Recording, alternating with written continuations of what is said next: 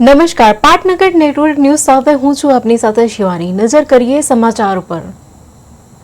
Ahmedabad 7 day સ્કૂલમાં બનેલી દુઃખદ ઘટનાને લઈને રાજ્ય શિક્ષણ મંત્રીની પ્રતિક્રિયા સામે આવી છે। તેમણે પરિવાર પ્રત્યે સંવેદના વ્યક્ત કરતા કહ્યું કે આ ઘટના સમગ્ર સમાજ માટે ચિંતાનો વિષય છે અને રેડ સિગ્નલ સમાન છે। શિક્ષકો તથા શાળાના આચાર્ય વિદ્યાર્થીઓ પર નજર રાખવી જરૂરી છે। સોશિયલ મીડિયા પરથી હીરોગીરી શીખી રહેલા બાળકોના વર્તન પર સંયમ રાખવો જરૂરી છે।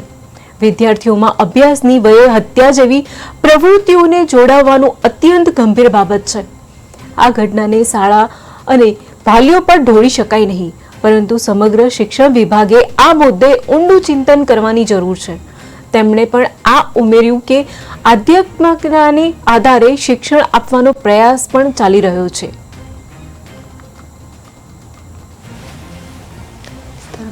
यूट्यूबर वसंत चावड़ा पहला तो आ दुखद घटना है, एमना परिवार ने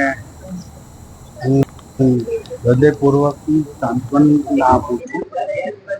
परंतु घणा समय थी आपणे जोता आव्या छे आ एक सामाजिक चिंतन अने मनन करवानो सवयनो विषय छे।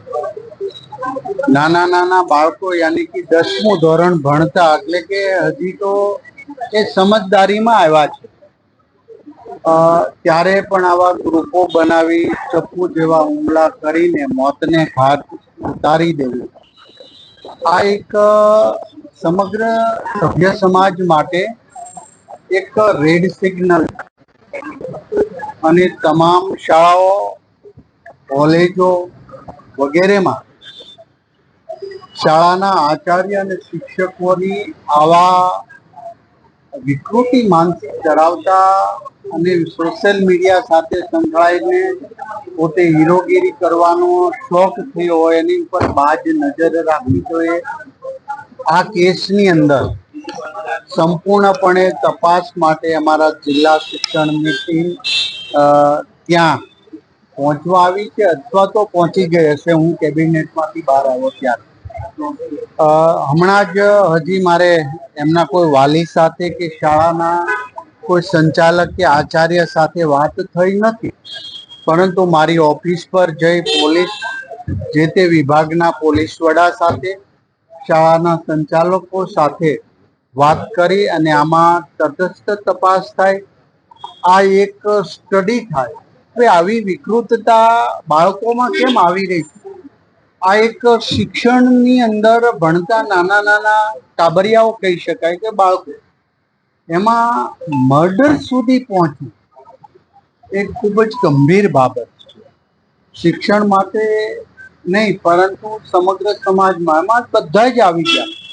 આ કોઈના ઉપર શાળા ઉપર ઢોળી દે કે વાલીઓ ઉપર ઢોળી દઈને છૂટી જવાની વાત નથી, પરંતુ હવે પછી આવા બનાવો ન થાય એ માટે સમગ્ર શિક્ષણ વિભાગની અંદર પણ અમે રાય લેશું અને એનું મનન ને ચિંતન થાય અને આવી માનસિકતા ધરાવતા ગ્રુપ ધરાવતા એમાં પણ ગ્રુપ હોય છે કોલેજોમાં કે ચૂંટણી જીએસની ચૂંટણી થતી હોય ને રાગદ્વેષ આ બાળકોને આપણે આધ્યાત્મિકતા સાથે શિક્ષણ પ્રાપ્ત થાય એવા હેતુ તો અમે બાળપણથી શરૂ કરી રહ્યા છીએ ને કર્યા છે, પરંતુ હજી આમાં ડીપમાં આની તપાસ થાય અને એ પરિવારને ન્યાય મળે